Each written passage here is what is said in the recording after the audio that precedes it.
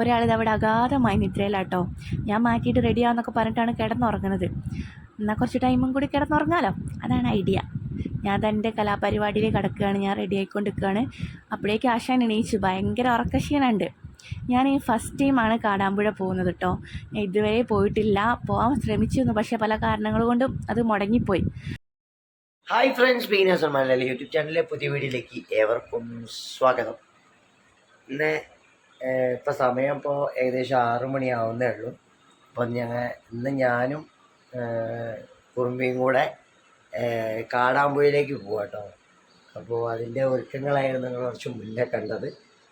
അപ്പോൾ ഞാൻ കുറച്ച് ലേറ്റായി. ഞങ്ങൾ കുറച്ച് നേരത്തെ പോകണമെന്നൊക്കെ ആയിരുന്നു വിചാരിച്ചത്. ലേറ്റായി.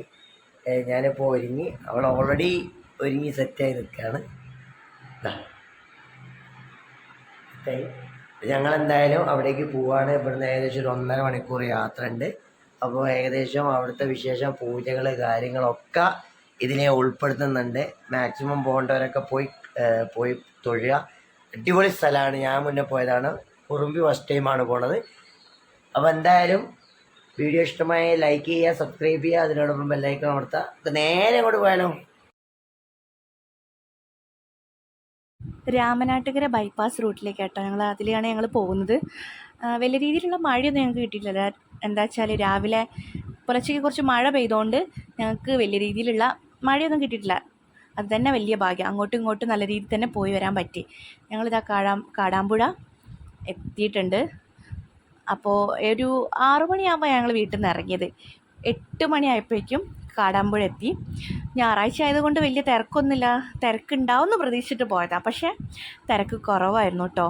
എല്ലാവരും മുട്ടിറക്കാൻ വേണ്ടിയിട്ടായിരുന്നു അധികവും വന്നത്. ഇവിടെ കാടാമ്പുഴ എന്ന് പറയുന്നത് മെയിനായിട്ട് തന്നെ നമുക്കറിയാമല്ലോ, എല്ലാവർക്കും മുട്ടിറക്കുക ഓരോ വഴിപാടുകളാണ്. പക്ഷെ ഞങ്ങളതൊന്നും ചെയ്യാത്തതുകൊണ്ട് ഞങ്ങൾക്ക് നല്ല രീതിയിൽ തന്നെ തൊഴാൻ പറ്റിയത് വെച്ചാൽ അധികം പേരും മുട്ടിറക്കാൻ വന്നതുകൊണ്ട് അവർ ആ ലൈനിൽ വേറെ സെപ്പറേറ്റ് ആയിരുന്നു, തൊഴുന്നത് സെപ്പറേറ്റ് ലൈനായിരുന്നു. അതുകൊണ്ട് തന്നെ നല്ല രീതിയിൽ ഞങ്ങൾ തൊഴുതിറങ്ങാൻ പറ്റി. അപ്പോൾ ഞങ്ങൾ ഉള്ളോട്ട് കയറാൻ പോകുക. പാർക്കിംഗ് ഏരിയയിൽ വൈശാട്ടം പാർക്ക് ചെയ്യാൻ പോയതാണ്. ഇവിടെ ചെരുപ്പ് അഴിച്ച് വെക്കരുതെന്ന് പറയുന്നുണ്ട്. പാദരക്ഷകൾ ഇവിടെ അഴിച്ചു വെക്കരുത് പറയുന്നുണ്ട്. പക്ഷെ എല്ലാവരും അവിടെ തന്നെ അഴിച്ചു വെച്ചോ.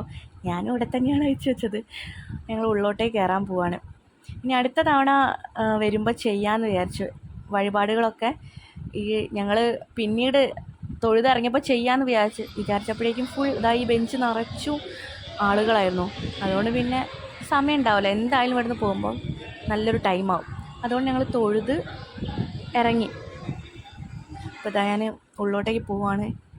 ഉള്ളോട്ട് സ്ട്രിക്ട്ലി എന്താ വെച്ചാൽ ഫോണ് എല്ലാം സൈലൻറ്റ് ചെയ്ത് അവർ അനൗൺസ് ചെയ്യുന്നുണ്ട്, ഫോണൊന്നും ഉള്ളിലേക്ക് കയറ്റിയത്. അതുകൊണ്ട് ഞങ്ങൾ സ്വിച്ച് ഓഫ് ചെയ്തിട്ടായിരുന്നു പോയത്. അപ്പോൾ വഴിപാട് കൗണ്ടറിൻ്റെ അടുത്തേക്ക് പോയതാണ്. അവിടെ ഒന്ന് ജസ്റ്റ് ഇരിക്കാമെന്ന് കരുതി പോയതാണ്. ഫുൾ നല്ല തിരക്കാട്ടോ. ഈ ടൈം ആയപ്പോൾ തന്നെ ഒരു 10 മണിയൊക്കെ ആയപ്പോൾ തന്നെ ആളുകൾ ഫുൾ നിറഞ്ഞിട്ടുണ്ട്. ഇത് അവിടുത്തെ കുളമാണ്. വലിയ വലിയ മീനുകളാട്ടോ. എനിക്ക് ഭയങ്കര ഇഷ്ടമായി. നല്ല ഒരു കുളം.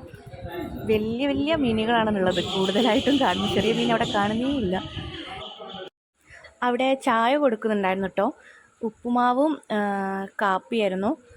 അപ്പോൾ ഞങ്ങൾ ഉപ്പുമാവും കാപ്പിയും കഴിക്കുകയാണ് അവിടുന്ന്.